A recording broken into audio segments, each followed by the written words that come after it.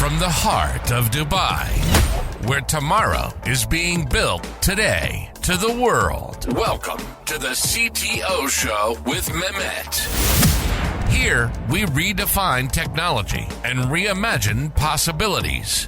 With Mehmet, delve into the riveting realms of AI, cybersecurity, and digital technology.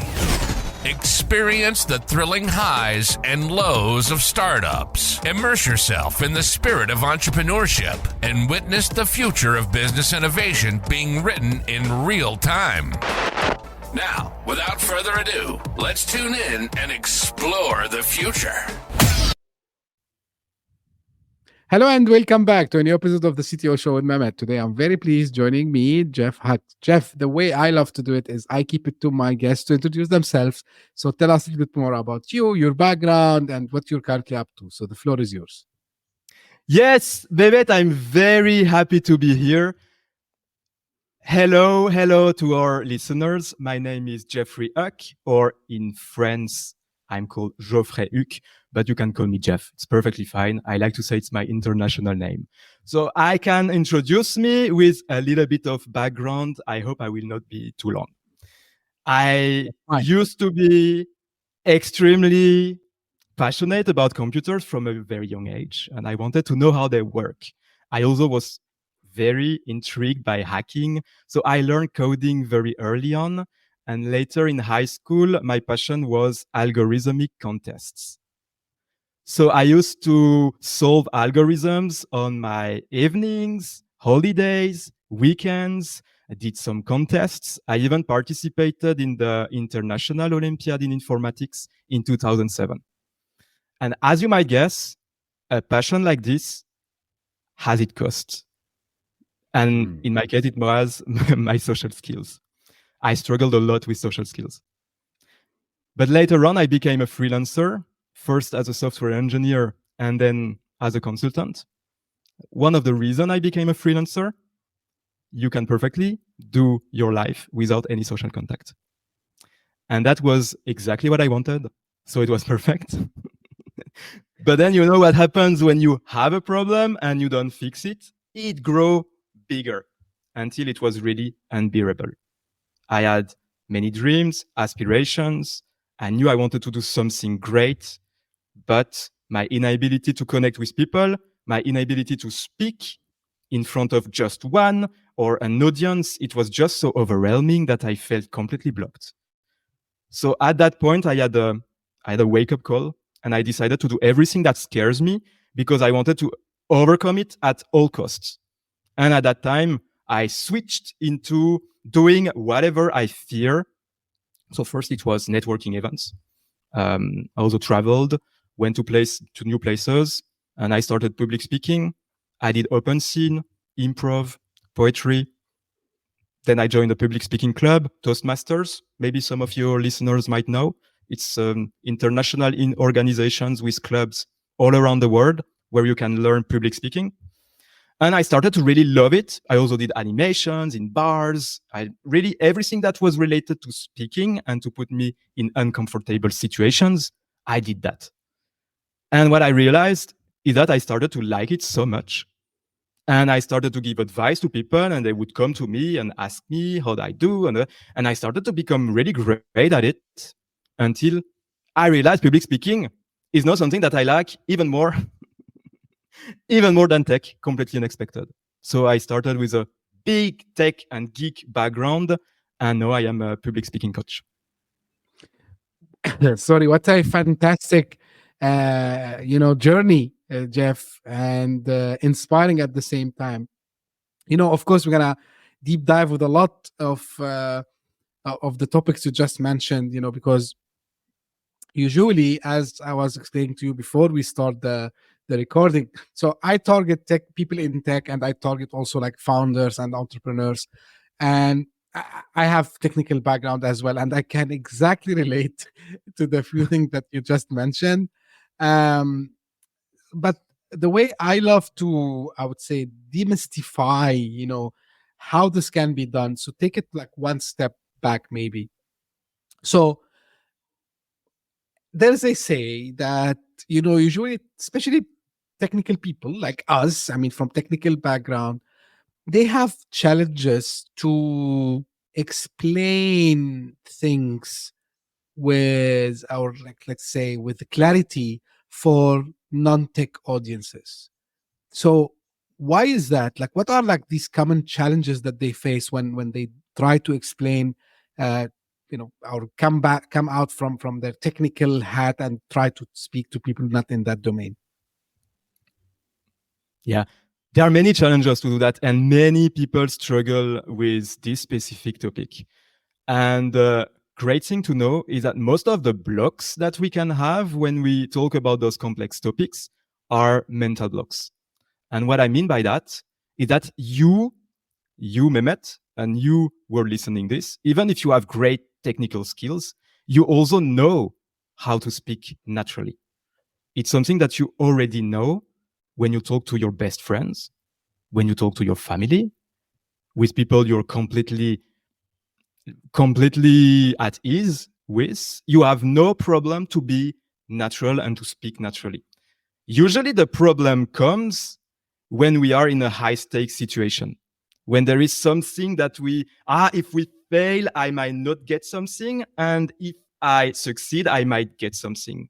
And this is when things starts to be a bit crazy in our mind. And as tech people, we grow and we are recognized as smart human beings. Usually, if you meet someone who's non-tech and they meet someone who's deeply into tech, they say, oh, you must be so smart. And so we grow with this and we start to get the habit of, oh, yeah, I must be smart because I'm no tech. And the problem with this is that then we don't want to leave this mask. We want to somehow confirm that we indeed are smart. And if we want to convince people we are smart, then what we will do, we will use a vocabulary that is more complex than what it should be. And if we want even to get something from those interactions, we also want to appear confident. We want to make it look like we know what we are talking about. It's all those look like and those takes that makes it really difficult to be clear. But speaking clearly, it's something that you know how to do. If you talk to children, people, even if with a big tech background, really deeply into tech and into complex things, they know how to speak in a comprehensive way. Like they can talk to children about what they do. Absolutely. Now, Jeff, like some people who might be listening or even watching us now, they'll say, but this is, on paper, it's easy. It's easy to say like this. People usually in tech, and you started even about your journey, and even I shared this before. Like, we are also like kind of these introverts, like, we are shy. We cannot express ourselves. So what are like some of the, let's call them actionable exercises that they can practice to increase their range of expression, especially when they're gonna, because you said you do public speaking as well, and this is big one actually. So what they can do, how they can practice? Yeah, usually when I work with people to develop their public speaking skills, we start with exercises so that they can speak naturally, so they know how it is to speak with enthusiasm and to not try to look like something. And there are small exercises that you can do if you want to develop those skills. It's very easy to do them. You can record yourself with a phone. And actually, that's a very good exercise, because usually when you talk in a video, if after you finish talking and you look at the video and you find it's okay, then you're probably speaking naturally. So you have a very fast feedback if what you're doing is actually natural or not. And the best exercise to find this way of speaking naturally, you start the record, and then you imagine you talk to your best friend or or someone that you are 100% comfortable with, and then you just like wish a happy birthday or something, just something nice, or you speak about something amazing that happened to you, or you can even imagine a story. And this is a way to find how you speak naturally.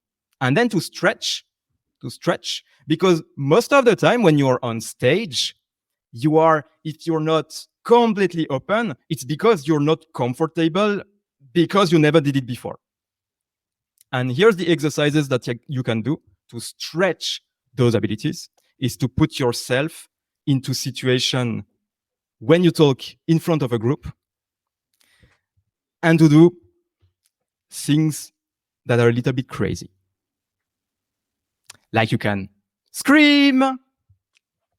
Not at work. I mean, you can choose the environment when you do it. And the beautiful thing is that to learn those public speaking skills, the audience itself doesn't matter much. Like you could learn in a setting like improvisation theater, where you can be as crazy as you want, where you can scream as loud as you can. And then when you will talk in front of business potential partners, you will benefit for this training.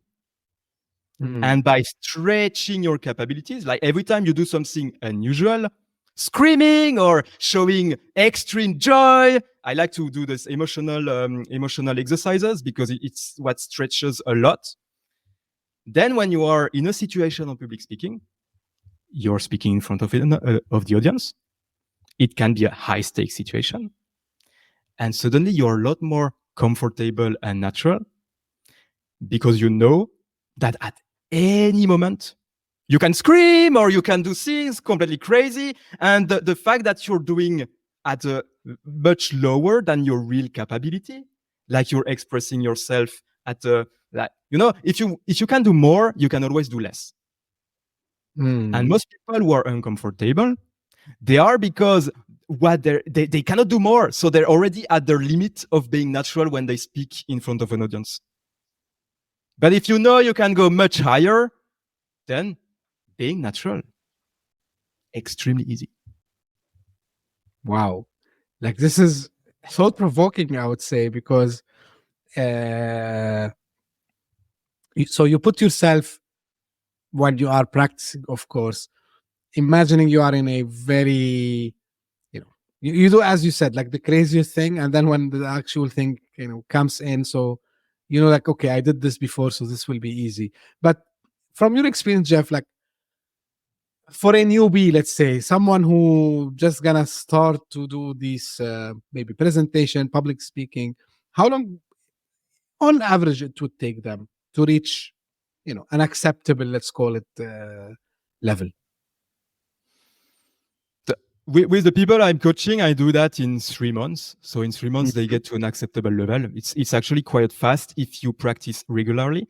Then, of course, it depends how many speaking possibilities that you can have in a week, for example. Or like I have a client of mine. She's having 2 a day, so she progresses extremely fast. But of course, you don't need to do 2 a day. You can do once or twice a week. It's already good.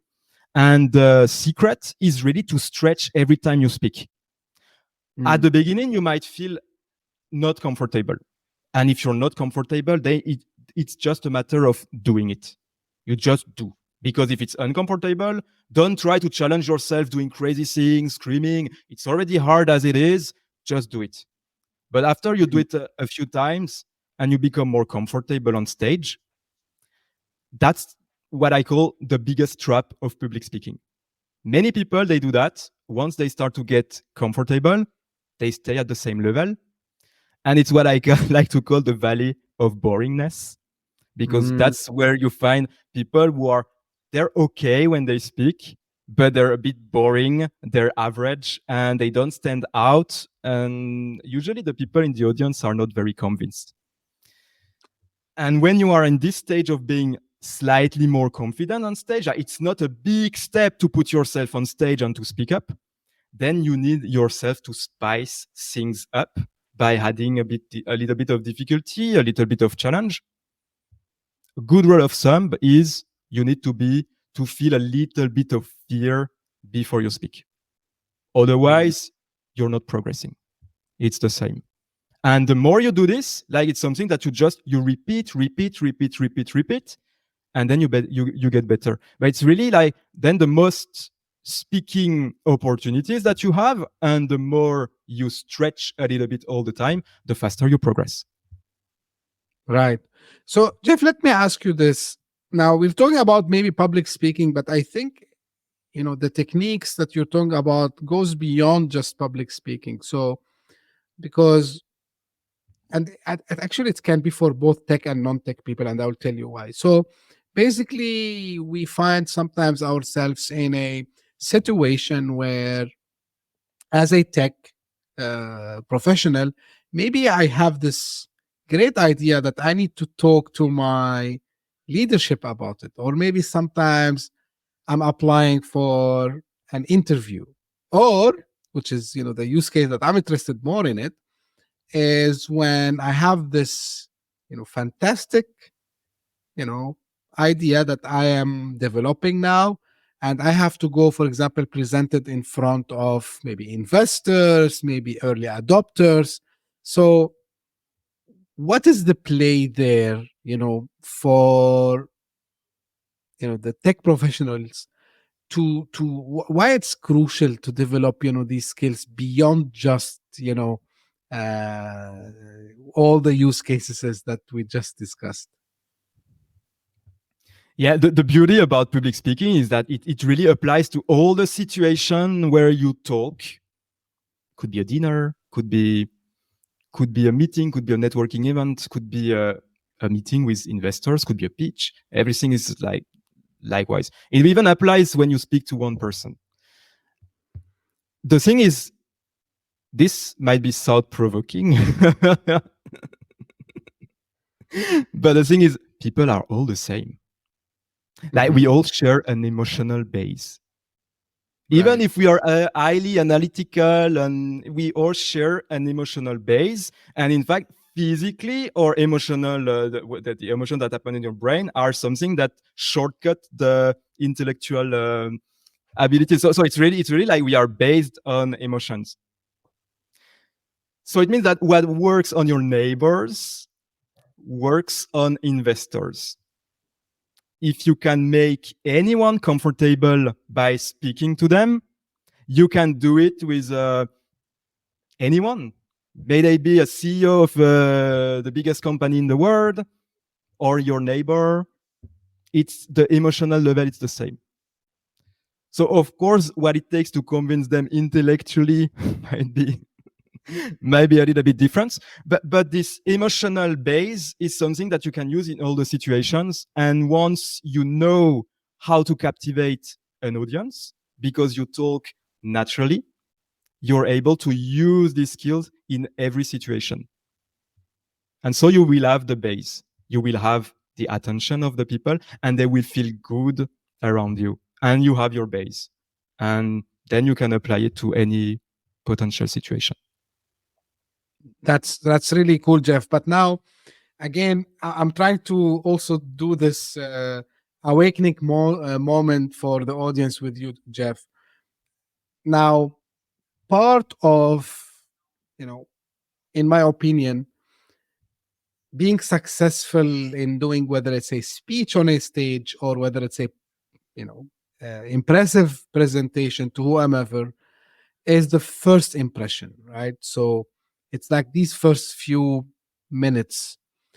And I talk to a lot of people, and the theme that always comes in is you need to start with something thought-provoking, right? And sometimes this is where, in addition to speak in a very, I would say, comfortable way, and like you are self-confident, you need also to have the storytelling part of it. Now, what I heard from some people, like, look, yeah, I can overcome maybe looking at people in their eyes. I can overcome, maybe the fear of being on stage, but I cannot come up with like these, stories or these hooks that will get the audience with me. What techniques you can give us today, Jeff, for the people who might this way? That's a great question, Mehmet. First, a little warning. Many people make the mistake of trying to be effective before they're comfortable. So if you still have many fears, if you are not able yet to just to speak naturally and to speak with enthusiasm and have fun when you do your speech, don't try to be effective yet. Focus on that first. Then once it starts to be more natural and you feel it when it becomes natural, then you can start to focus on the content. And yes, starting with something thought-provoking, it's the best way.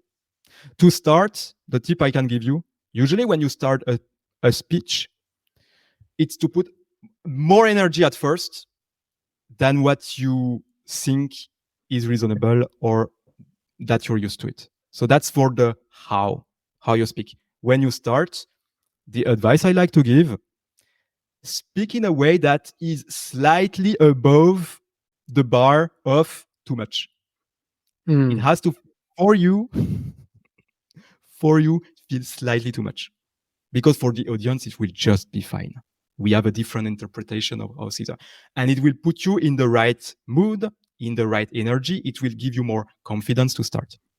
And then, yes, something thought-provoking. But it's hard to give a rule about how to craft something thought-provoking because it's really depending on who you're talking to.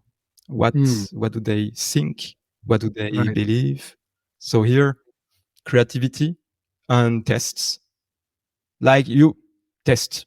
Once you have something, you test it. And this can just be something to try on people that you know, that fit the people who are in the audience, and see if they seem interested. Very, insightful. Now, coming from the point you finished from, Jeff, as a someone who's doing this new, I mean, public speaking and talking to an audience, whether small or large, what are my guides or what signals I can take from the audience? Because sometimes the audience, they will be just looking at you. So how I can understand if actually I'm doing the things in the right way, or on the spot I can sense something and probably change the way I'm talking, or maybe change the tone I'm talking, or maybe I don't know. Because I'm with you, the content comes next. The importance is the delivery, right? So what are some of these signals that I should be monitoring all the time, and based on it, okay, hold on, there's something wrong going on here, let me try to fix it? Yeah, it's something that we feel it. First, of course, you have to be a little bit comfortable to feel those things. You need to be able to be present and notice the audience. And once you're there, it's the attention. The attention doesn't lie. You know when they look at you. You know when you, like this impression of them looking at you and then just giving you their full attention, you cannot miss that. So if you don't have it, it means you probably need to change something in your approach. If you lose it, you have the attention, and then you think that, people start to look around, they start to check their phone in their pocket. It means that you should probably try something else.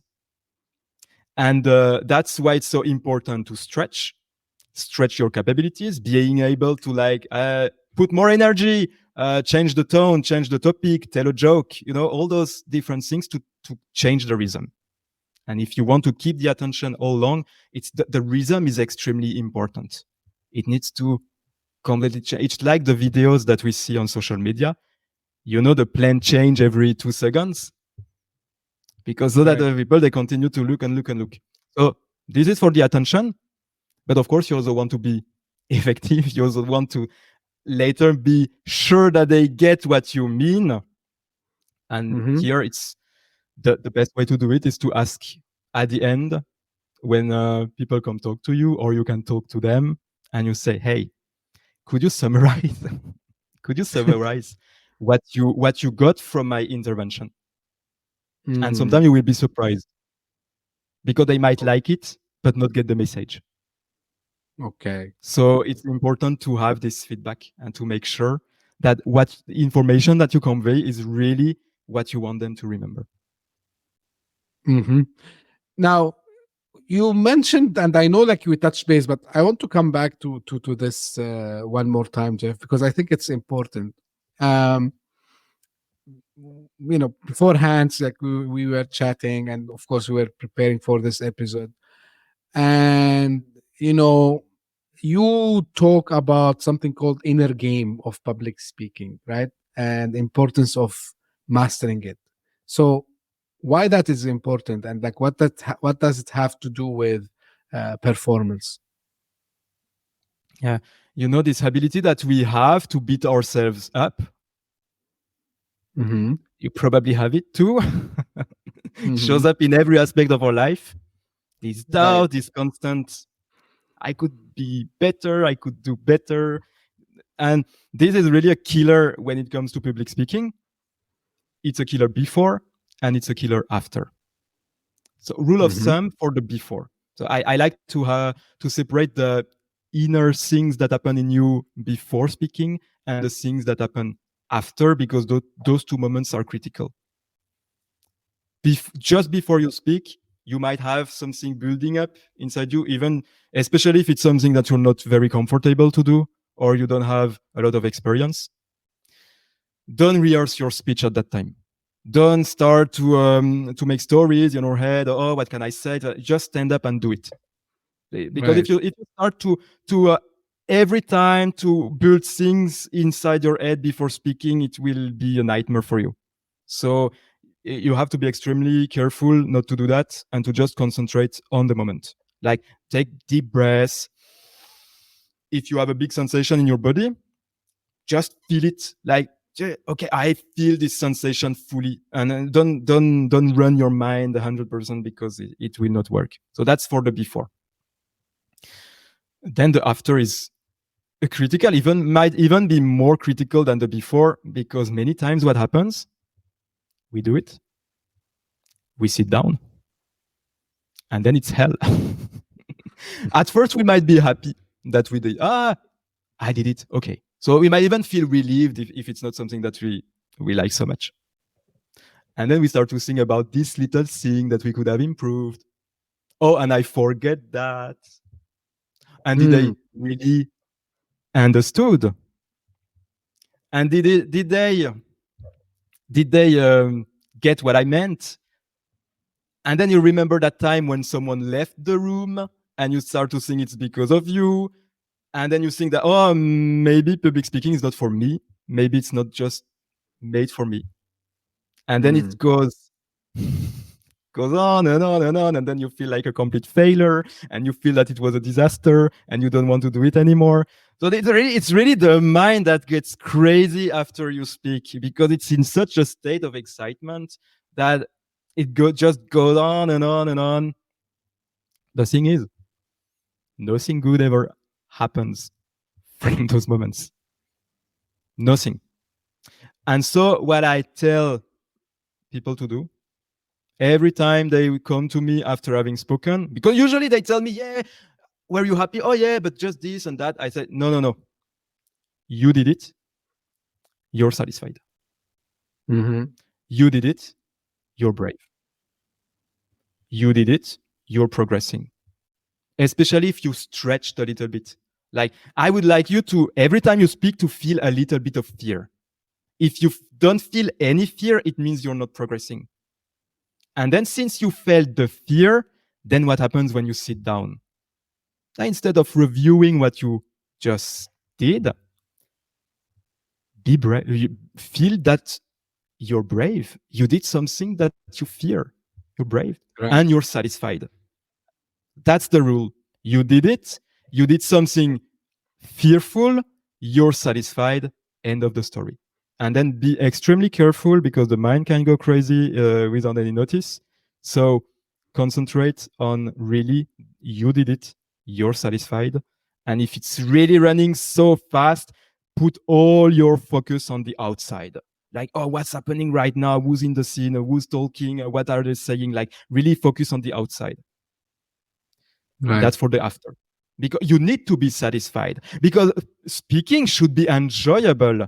And the fact that you are satisfied after is what acts as a positive reinforcement for you. and that makes you start to like the process. Mhm. And in no time, you will love it. Like, you will have an opportunity to speak. Woohoo! I know, I love it. It's something that I love. It will be a little bit fearful. Then I will stretch something. I will do something new. And then I will sit down and I will feel satisfied no matter what. Nice. So it's like overcoming what's known as the imposter syndrome, Jeff, right? So because some people, including myself back in the days, exactly what you just described. Oh, I should have mentioned this. Like even if it's a presentation, not necessarily like a big audience. Oh, I should have put my hands down. I should have did this. I should, like, and then with time, and I'm just telling this to I would say verify what you just mentioned. The biggest example I give to myself is this podcast itself, because I was thinking too much. Oh, now a lot of people might listen to this, and if my voice cracks here, if I misspell something, I would be in big shame. Oh no. And then, of course, like one day I sat down and said, you know what?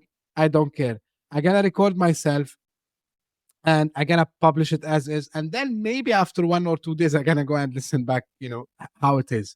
This is how I started, and of course I had to listen to myself back in case like there's a glitch or something, of course.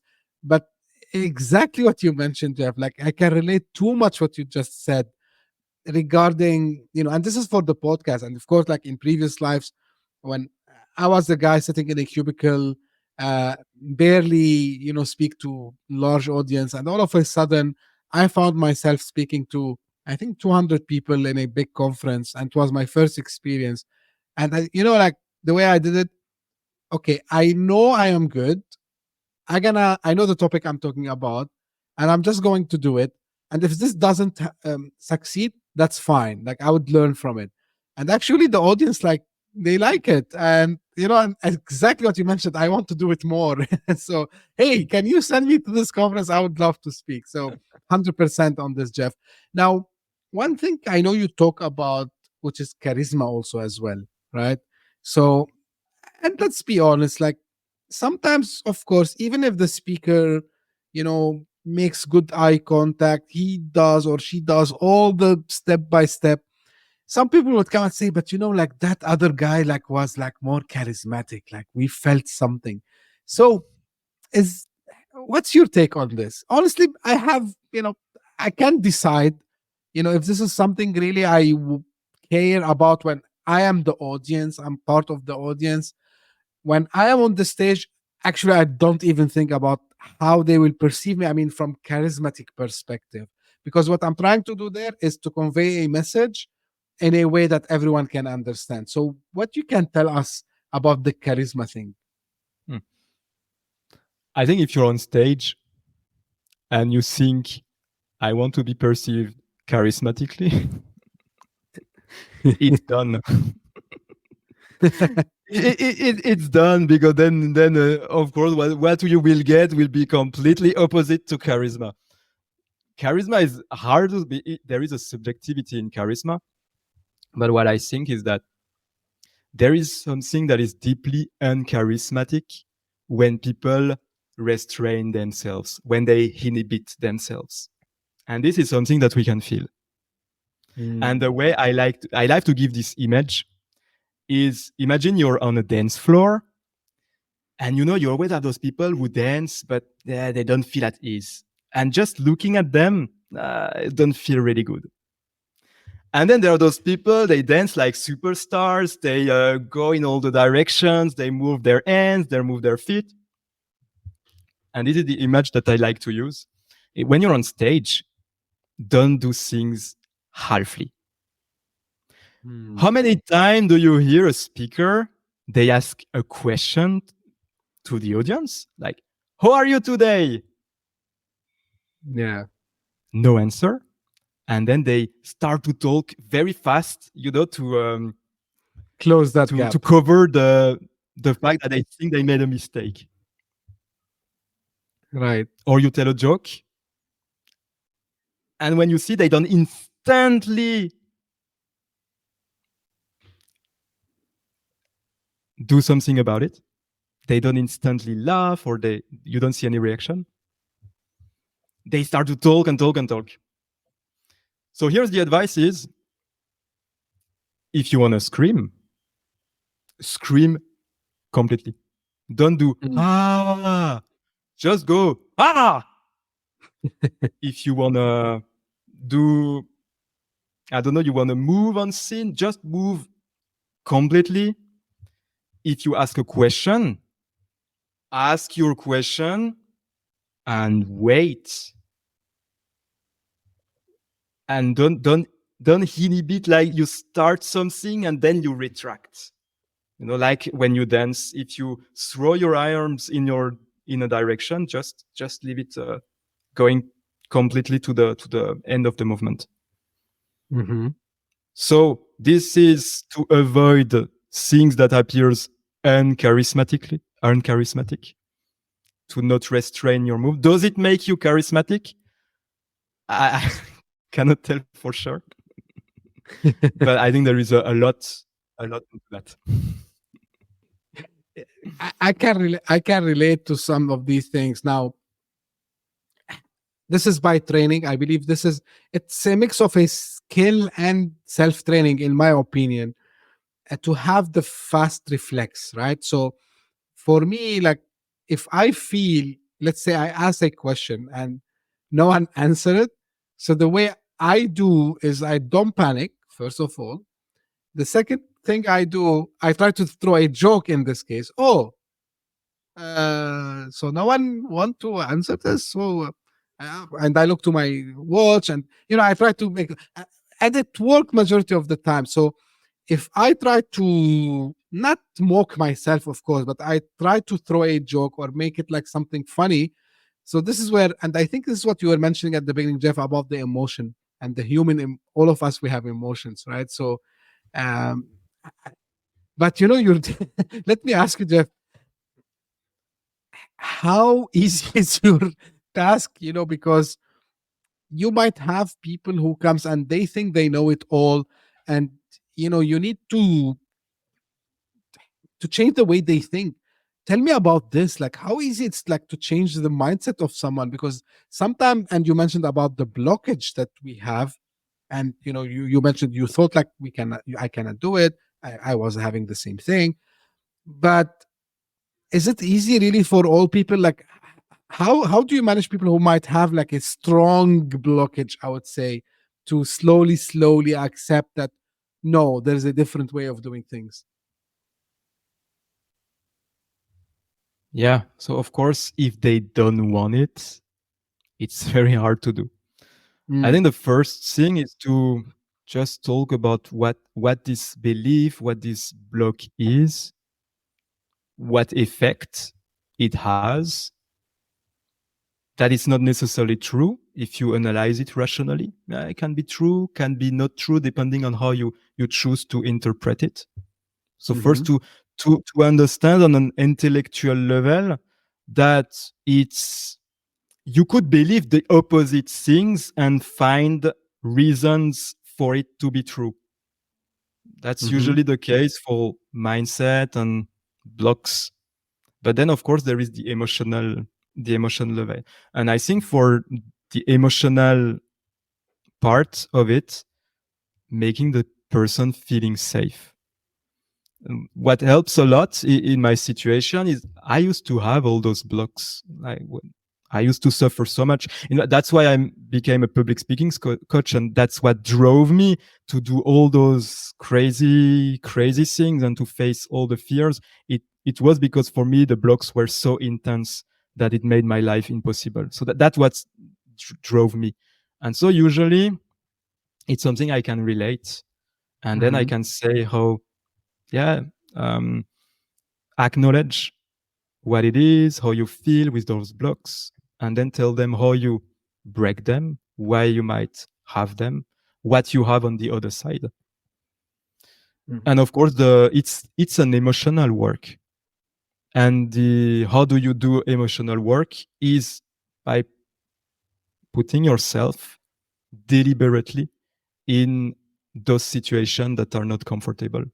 And there are ways to do that in a semi-safe environments. Like, for example, Toastmasters. You find clubs all around the world in all the big cities. You can throw yourself, and it's extremely friendly. Like, it's an environment where you can fail, you can appear stupid, you can try things. You can find those environments to put yourself in those difficult situations. So I would not suggest to do that in your professional life when you begin. Of course. Like, it's like networking, you know, if you want to be a good networker, don't start by going to networking events where you have a potential interest. Start with networking event completely unrelated to your professional area, and just talk about things that you like and your passion and your hobbies. And once you can do that, then go to professional event and try to speak in the same way, but about professional matter. So same in public speaking. Start to speak in situations when there is no stake, to be like you would like to be in situation with bigger stakes. And when you can do it when there is no stake, you know the habit, you know you have the ability, because it's just your body moving. Your body doesn't care about who's around. It doesn't change anything to the situation. It's all in the head. But knowing that your body can do it, then you can translate it into those high stakes situations. It's very powerful strategy, I would say. You know, this is really good, because I think it can be applied not only for the public speaking. I mean, this technique can be applied for, again, overcoming any blockage that we have, and public speaking, and being able to be like fluent when communicating with people is crucial. Because, and I like this concept, Jeff. You go to something not related first. I mean, you gave the networking event, which is perfect example, because some people, they say, hey, I'm an introvert. Yeah, so you can go start to talk to people, not necessarily about what you are trying to do, and then get this really powerful, really, really powerful. Jeff, like you mentioned about these clubs and so on. So as we're coming to an end, like what other, let's say, resources, what other, maybe books, I don't know, and of course, like where people can get hold of you, Jeff, so they can learn more, and maybe they can get in touch with you. Yeah. So as for the books, the first thing I recommend is that if you still feel very uncomfortable speaking, don't read books about what to say, what to do, because it might just confuse you. At the beginning, just throw yourself in those situations. Once you are more comfortable, yeah, you can read books, and then it will be amazing, because you can really apply what are in the book completely fully. People can find me on LinkedIn. I post tips about public speaking for CEOs and CTOs almost daily. And may I share a gift, Mehmet, with our listeners? Yeah, sure. So you can go on my website, geoffreyhuck.com/podcast, and you will be able to download a PDF with the first steps to apply all that we talked about in this interview and start your journey in public speaking. Well, thank you very much, Jeff. Like, this is really very generous from you, and thank you for sharing this with my audience. I really appreciate it. And I will make sure that I will put the link to the website and the link for getting the gift also, and your LinkedIn profile also as well. So guys, if you want to get in touch with Jeff, you know where you can find him, and grab your gift also as well. Jeff, again, as I say every time, the reason I love doing this podcast, because I find incredible people who are trying to help a lot of other incredible people like yourself. So thank you for being part of this journey and being my guest here today. I know, like, this is a precious time from yours to the community. So again, thank you for that.